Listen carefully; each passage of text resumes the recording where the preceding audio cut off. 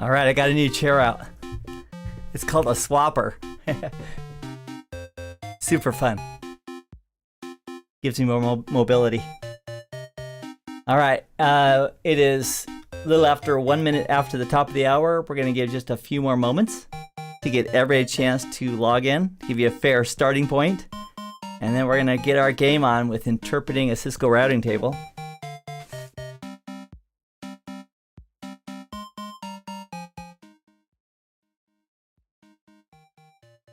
It turned on that music for just a moment. So what happened last week was, well, we still have people logging in. Polite Chicken, at least that's what that person said their name was. They won the competition last week, which was static routing. Oh man, we had six really super tough questions with static routing, both IPv4 and IPv6. I made packet tracer labs for them. They're all on the site if you want to go check them out. And I gave Polite Chicken the opportunity to pick or recommend the topic for the next Kahoot, which is today. So you're getting the benefit of their recommendation. And the recommendation was section from the Blueprint, section 3.1 from IP connectivity, which is interpret the components of a routing table. So just to get our minds warmed up to the idea, routing protocol code, like O and C and B for Border Gateway Protocol, and lowercase I for ISIS, or capital R for RIP, or capital D is in David for EIGRP. Just get those in your mind. And then we have the actual prefixes or the routes, followed by a mask. And then we have information about the administrative distance, including the metric, whether it be cost for OSPF or hop count for RIP, or the composite metric for EIGRP. And the next hop, the egress interface, all that stuff. So that's what this quiz question is all about. So thank you to Polite Chicken. Also, I chatted with Polite Chicken afterwards. After each of these premieres, we have, this is a live event, but after each of our events, we jump in the Discord server, which is also free, and we go to the CCNA voice channel and have a chat. And we have lots of fun discussions there. I've learned a lot, and I'm grateful to be able to connect with each of you and learn things from you and get insights and share what I have to offer. So it's fantastic. And I asked Polite Chicken, that's what I'm going to call him, that was his name in the game. I asked this person if he would like to submit a question for the next Kahoot, the one we're doing now, and he did. And so Polite Chicken has a question here. I'm going to do a shout out when we get to it. I made it double points. So it's based on the question Polite Chicken recommended regarding interpreting a routing table. I did tweak it a little bit to protect the innocent, but mostly left it the same. I mean, I just cleaned it up a teeny bit, removed some L routes because those aren't too important. So we're 89 players and almost going to start. And oh my gosh, thank you. I am so glad to be here and part of this journey with you. And whether you're new to Cisco or you've been doing it for a decade or more, this is a great opportunity to refresh our memories and to practice, identify what we need to study more, and to have a fun time doing it. Having a fun time doing it. So thank you, thank you, thank you. And wow, I still have people pouring in. So I just released a few moments ago on social the links again so that everybody would have it. So once the game starts, you can still have that information. Yep, thank you, thank you. Got people in the Q&A helping others out as well. Fantastic. I'd also like to thank our moderators on the Discord channel and also the admins on the Discord channel, or the Discord server. And the admins are Kelvin and Trevor. Thank you for all your support. I think Trevor's flying right now. I think he's flying home from South Dakota. In any event, I'm very grateful. Also, I want to give a shout out to Kelvin this morning at about an hour ago. He offered to proof these questions with me. So we went through them together and had a good chance to say, what about this? What about that? And so all in all, I appreciate all the input. It's great. This is a team effort here. And so when we hit 100, we're at 97 players right now. When it goes to 100, that'll be our cutoff point. Now we can support more players. I think I bought the license for 2,000. So this has growth potential. So for our next Kahoot on a CCNA topic, I'll announce it on social. Please plan on Pacific time, 11 a.m. every Sunday for a Kahoot. And love to have everybody here to practice, get better and better. All right, we're at 97. Epic Llama, Smooth Crane, and who's gonna be 100? Drum roll. Green Sable, yeah! All right, we're gonna start, and if you need to start or jump in after, you certainly can. I'm gonna move my face around right here. I'm gonna stay right there. If I need to move it, I will. All right, here we go. Get your IP routing tables in line. Here we go.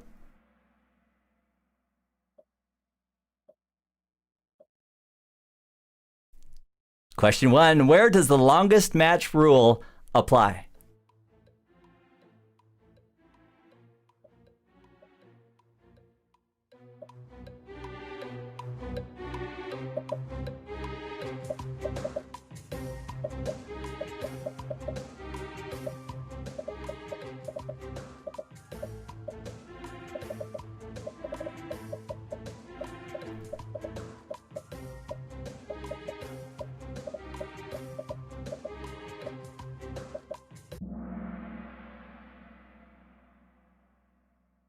All right. Well, a lot of people had the right answer. When choosing a route from the routing table is the truth.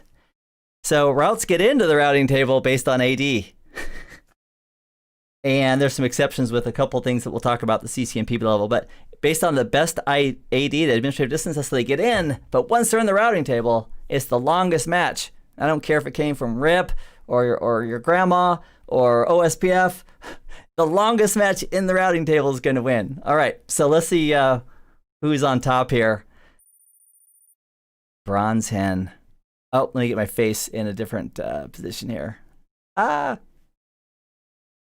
we go. I'll hide it. Well, it's going to be in the way of the question. How about this? Give me 1 second. I'm going to resize me. Resize me. I think I can do that. There we go. Now everybody can be happy. Everybody. It's the solution to the world's problems. Everybody's now happy. All right, Bronze Hen, way to crush it. Next question, what is the mask of the route to 10.1.5.32?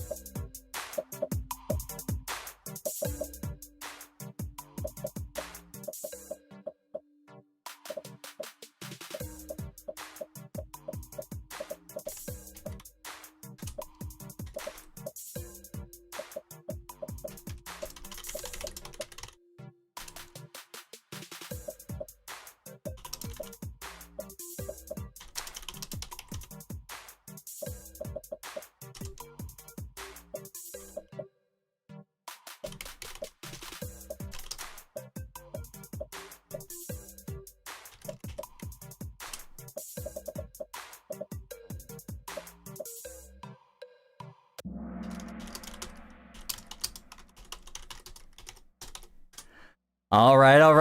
I had a couple of questions about how do I log in? We want you in. Come on in. So there's information on how to log in at the very bottom down here. Bottom left has the URL and then the game pin. You can also use your Android or Apple iOS app. And you can also, in social, I posted this game information also about 5 minutes ago. So anyway you want to grab it, great. That's how you get in and that's how you answer the questions. Okay, so what is the mask of the route to 10.1.5.32? Let's take a look. Here is the route. Get my pen out. So 10.1.5.32. So there's the route. What was the question? What's the mask? Okay. So that's the network. That's the mask in prefix notation, 28 bits, which is 24 bits, 255, 225, 225. And then the last 4 bits for 28 would be 240. So hopefully that's an answer. Let's take a look. Yeah, 255, 225, 225, 240. And 52 of you got it right. Way to go. Okay. Fun times for everybody. If you missed one or two, it's no problem. It's better to miss them now than to miss them in a certification exam. So I also have, there's whatever you're using for your main course of study, continue on and have fun and studying.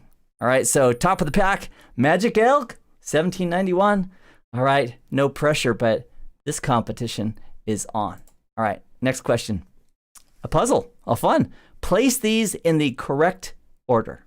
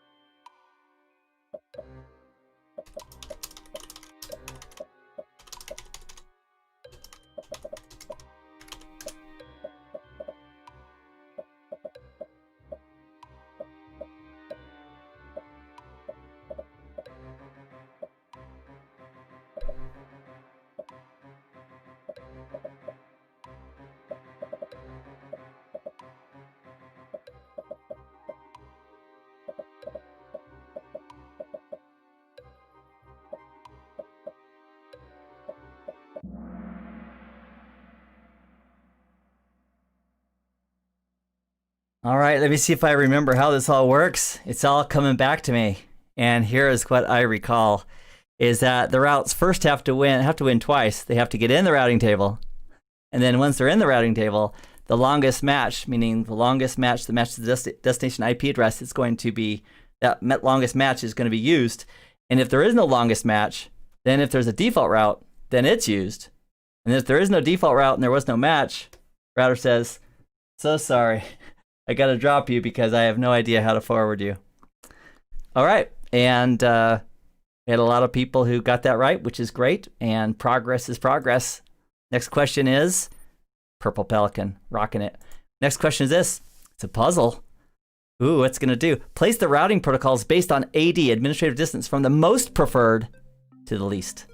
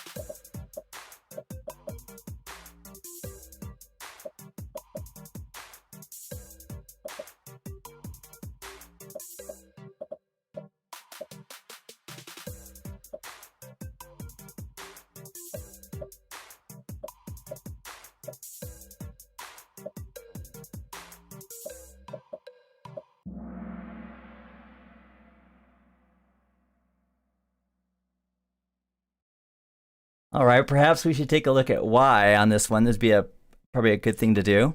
And let me bring up my pen. There it is.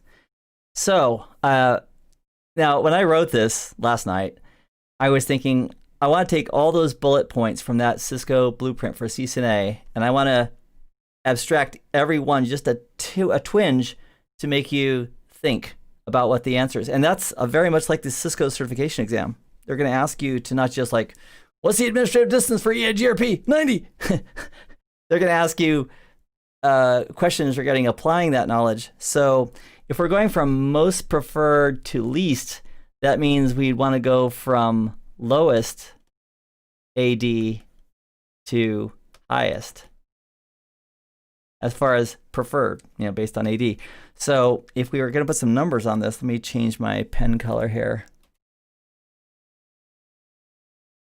Oh, I'm trying. I'm using my stylus to point on a screen where it's not a touch screen. It's like, why isn't this working? Now I know why. Okay, so internal EIGRP has an AD of 90 by default. Also, I was chatting with Kelvin this morning. He says we should also point out that these are the defaults for these routing protocols. And an administrator, like a network guy, or a gal like you or I, we could go in and specify a different AD if we wanted to for any of these protocols, but the defaults are these. So lowest golf score, best routing protocol, most believable out of these four is EIGRP at 90, OSPF at, think to yourself, what is it? What is it? And if you're thinking it's 110, you'd be right on. And then ISIS, that's the one that most people don't have a clue about. And then internal BGP is like 200. It's terrible. Internal BGP, we don't believe that hardly ever, unless there's no better option. And external BGP has a different one, but we'll leave that alone. So ISIS is 115. So now that you've seen this, like a flashcard with these 4 different routing protocols and their default administrative distances and their preference from lower to high, it might be hard to forget it as you look at these. And then if you're in a certification environment or looking at a routing table thinking, oh, okay, I know which route. If it was the exact same route being advertised by 2 or more of these protocols for the exact same route, the one with the lowest AD would be used and win to get into the routing table. All right, my hat's off to you. You're doing great. Let's take a look at the spotlight for this one. Who's on top? It is Tropical Fox. Nice. Tropical Fox, way to go. I love these names. All right, next question. Here we go. What is the cost of the route for 10.1.57.0?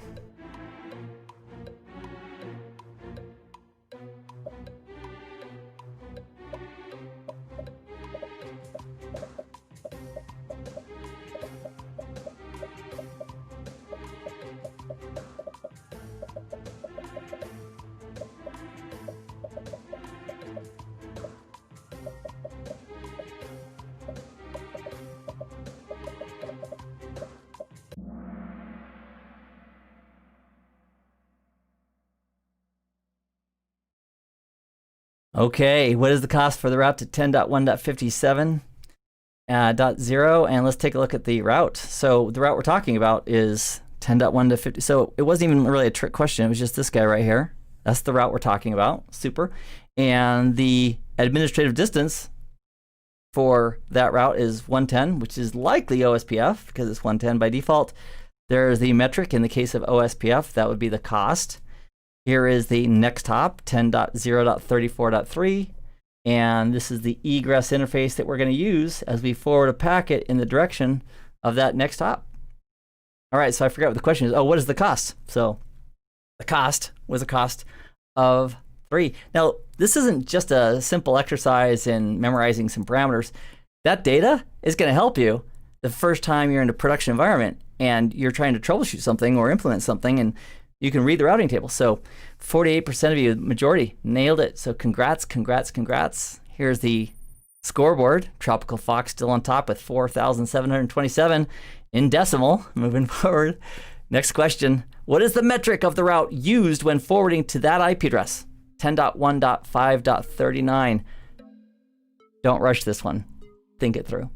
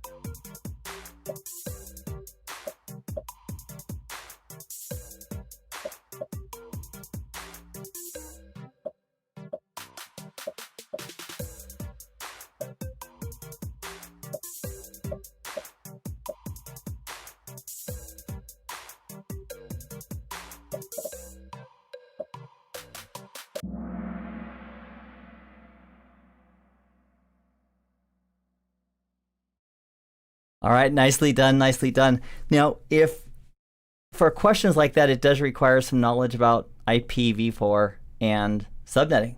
So for those of you who are studying subnetting, which I would imagine is a good portion of us as we're getting involved in CCNA for the first time, there is a separate playlist on my YouTube channel for free. It's called, in fact, everything on YouTube is free for me. And it's called the Subnet Saturdays. It's 11 sessions long, and it takes you all the way through IPv4, masks, subnetting, calculating subnets, all the details, step by step by step. I've had, over the years, tremendous feedback on this method, which is easy for anybody to learn. So if you're studying, like, oh, which route in the routing table, the secret here is, okay, based on that destination IP address, find out for these subnets or for these routes, what are the ranges for those routes? What IP addresses do they cover? Which is really a subnetting question. And then once you determine that, you could then say, okay, great, based on the match, which whatever route that is, then you can answer any question you want about that route. And in this case, it was, what's the metric? And it was a metric of 1. Let me take a look at that again. Oh yeah, here's the route right here, 10.1.5.32 with slash 28. And it has a metric, or a cost, because it's a RIP learned route, has a hop count of 1. All right, doing great. I also like to thank Kelvin and others in the chats who are doing an amazing job of answering questions and so forth. So again, Kelvin, thanks for your support. I appreciate that. And on behalf of the entire community, we appreciate you. All right, next question, 7 of 13. Times 2. Oh my gosh, oh my gosh. R1's OSPF neighbor is about to advertise that network. What will happen? This has a chicken here. You have 60 seconds, but this is because this was a recommendation from Polite Chicken, the winner of last week's quiz. So this is a tribute to him, and so I put the chicken here. So take a moment, think about it, and I'll be quiet.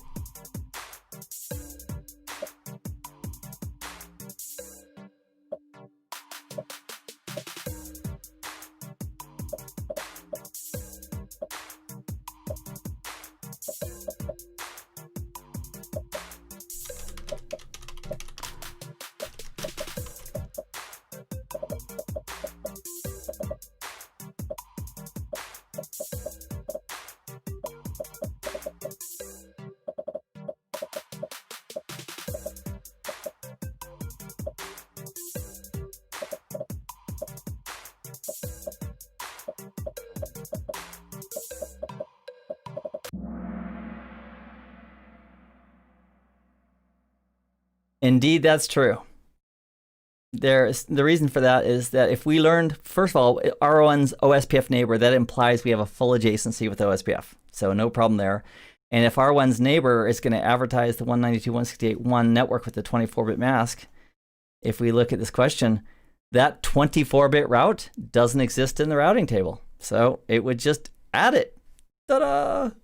So we'd have 2 routes for the 192.168 something, and this is a 16-bit route, and the other one would be a 192.168.1 route based on what was advertised. All right, good, good, good. That's a question about how routes get into the routing table.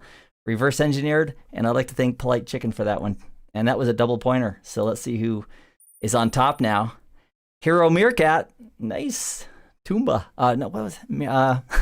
From the Lion King. What are the names of, I think Pumbaa? And what is the meerkat's name in Lion King? Tino? Not Tino. Hey, if you know, give me a post and I can refresh my memory. I know Pumbaa is the warthog. Timon? Maybe it's Timon. Oh yeah, thank you very much, Spencer. Nailed it. All right. Question number 8.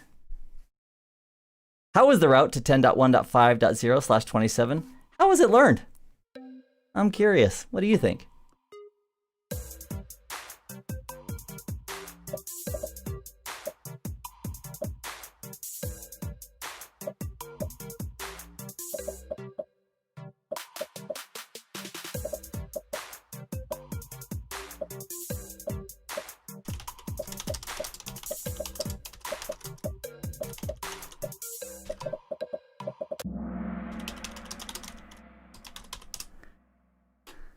All right, and the route to 10.1.5.0/27, let's take a look at the routing table. It is right, 10.1.5.0, second one from the bottom right here. And I need to go back to the question. How was the route to 10.1.5.0/27, excuse me. 10.1.5.0, up here, here's the route. Sorry, I was looking at network 57. So looking at the right route, 10.1.5.0/27. Here it has an AD of 20. And so the default 80 of 20 is used for external BGP. And so without the routing protocol codes, which I hid on the left-hand side, that's probably what I would guess. So let's take a look at the answer. External BGP. Fantastic. 27 of you nailed it. All right, leaderboard. Hero Meerkat still on top. Oh, it's getting close. It's getting real close. Question 9. Multi-select. Choose multiple answers. What is true about the route used to reach 10.1.5.50? Take your time on this.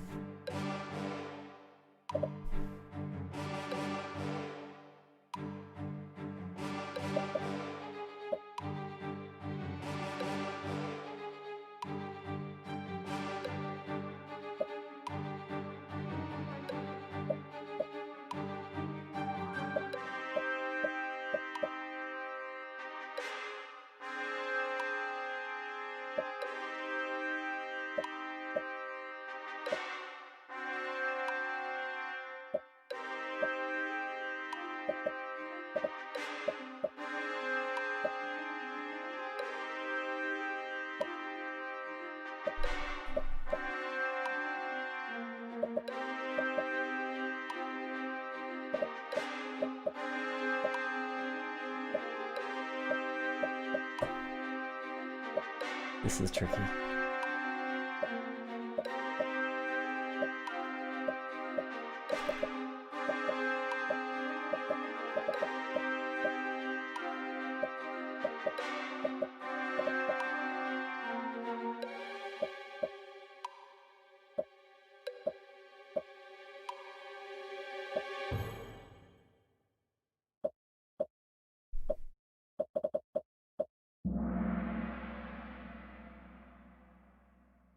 So what was this question? What was this question really? This question was about identifying based on an IP packet going to that destination IP address, which route in the routing table would be used, which is a big part of interpreting a routing table. So by looking at each of the routes and identifying what the ranges are, you can also approximate and then figure out the range for that one. Then based on that route, you'd say, okay, I know which route's going to be used. Then let me give you some details about that route. And so 10.1.5.50, if I'm not mistaken, it's going to be this bad boy right here, 10.1.5.0, 24-bit mask. 80 is 110, meaning probably came in via OSPF. The metric is a 3, OSPF cost of 3. Next up is 10.0.34.3. Egress interface is FA 4/1. And hopefully that matches up with the right answers. 80 is 110, and the prefix is a 24-bit mask. All right. Fun times, fun times. And this is also the level of what I took the exam not too long ago, and I felt like they weren't just asking me about what is the, the cost for, or what is the AD for a certain routing protocol. They would ask me questions that looked at something or ask me some other type of question, which I'd have to know that information to answer the question correctly. So practice with these, and the ones that you missed, you can go back and study and find out why it wasn't correct, and just improve. That's the day in the life, or a week in the life of an IT professional, is just keep on learning. No one's born knowing any of this. Not one thing. Our language is learned, the technology is learned, and the secret is that no matter where you are, you can start and just get better and better and better and keep on practicing. And you're going to win. If you just don't stop, you're going to win. That's one of the secrets I've learned in life after 56 years on the planet, is that you just keep going, and you get up when you fall down. So good job on this. A lot of you got the 2 answers correct, which is great. At the top of the heap, Amiable Lemur. Nice, with 8,949 points. Proud of you. Okay, so the winner of this game, you can contact me on Discord after and let me know it was you. If you want to get a screenshot or something on your phone to prove it, that'd be great too. And I'll give you an opportunity to make a recommendation for next week's Kahoot every Sunday, 11 a.m. Pacific time. Adjust your calendars appropriately and clocks. And we're going to have a CCNA related Kahoot that I'll put together, we'll proof, and we'll have a lot of fun with it. Okay, we're 10 of 13, just a few to go. This is an opinion question. If you know the answer, that's great. If you don't, that's okay too. Why do you think that routers can just forward and process so many packets so darn fast? I mean, they may have to do NAT, they may have to do IPsec, They may have to do access control lists. They may have to do route lookups and forwarding. And they can just do it millions of times in a very short window. What do you think?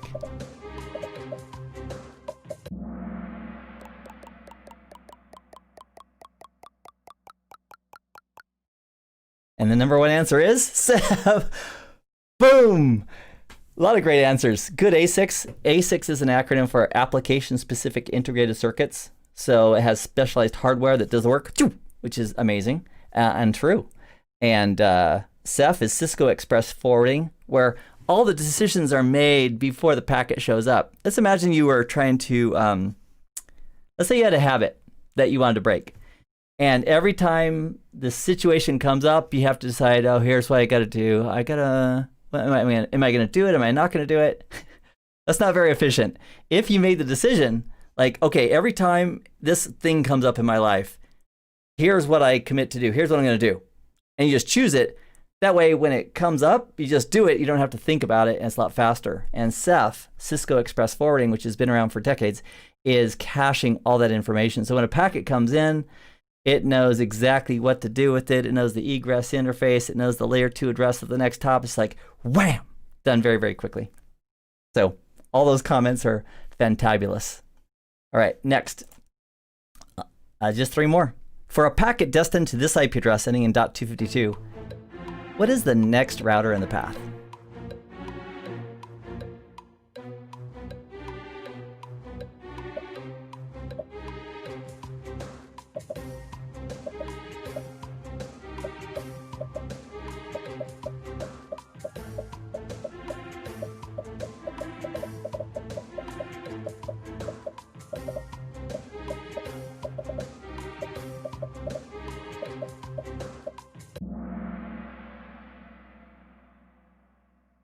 All right, absolutely great job on interpreting a routing table. That's the next hop. That's the next hop of the next router in the path. Fantastic.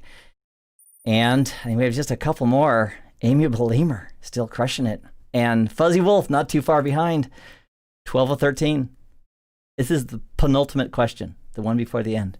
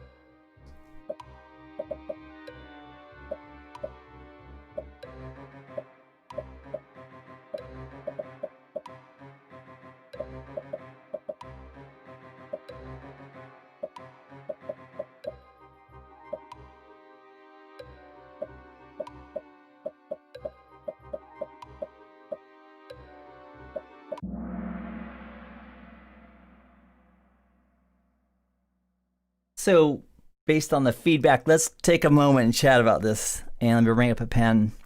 Place the routing protocol codes based on less preferred to more.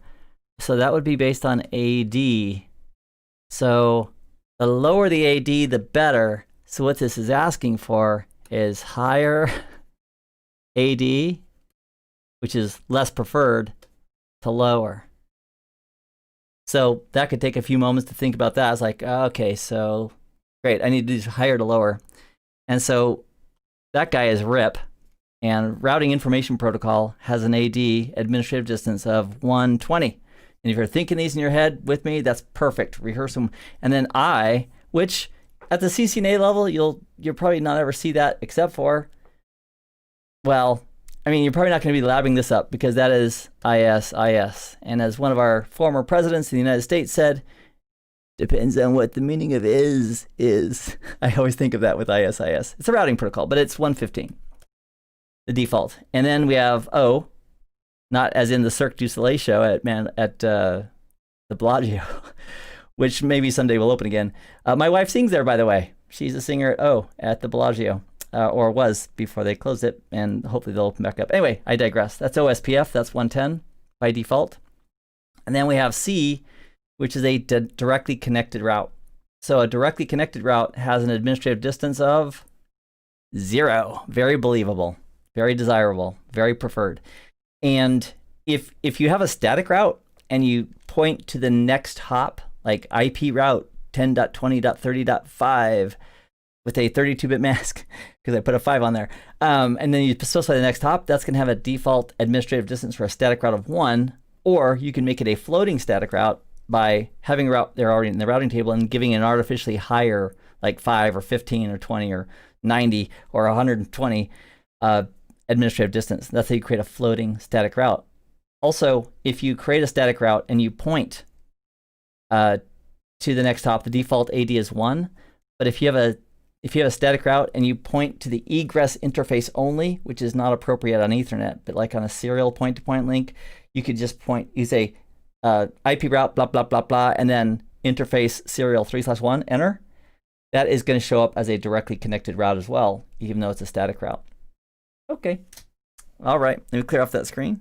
Boom, boom, boom. There we go. And I think we have like, what, 1 or 2 more? All right, amiable lemur. No pressure. Last question. The gateway of last resort is referring to the default route. True or false?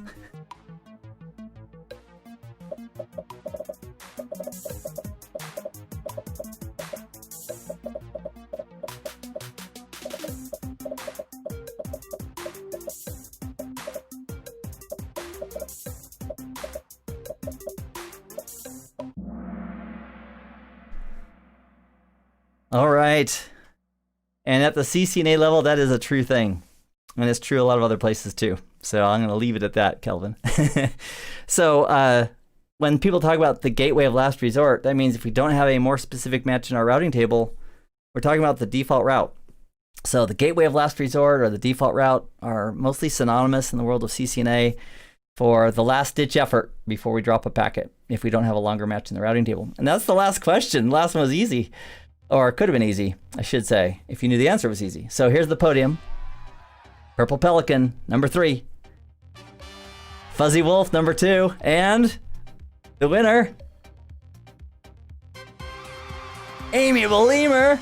Whoop, whoop, whoop, whoop, whoop. 12 out of 13 correct, with runners up down below. Ah, so good, so good. Thanks for joining me in this Kahoot. In a few minutes, in about 5 minutes, we're going to jump into the Discord server. There's a link in this video on how to join. It is free. We're going to be in the CCNA voice channel. We usually hang out there for somewhere between 5 minutes and as long as we want to chat. CCNA topics are welcome. And if there's an absence of CCNA topics, sometimes we talk about other things as well beyond CCNA. But the intention is for, if you want to connect with us and connect with the community in a voice way, or just listen in, it's a great place to do it. I'd also like to ask for some feedback.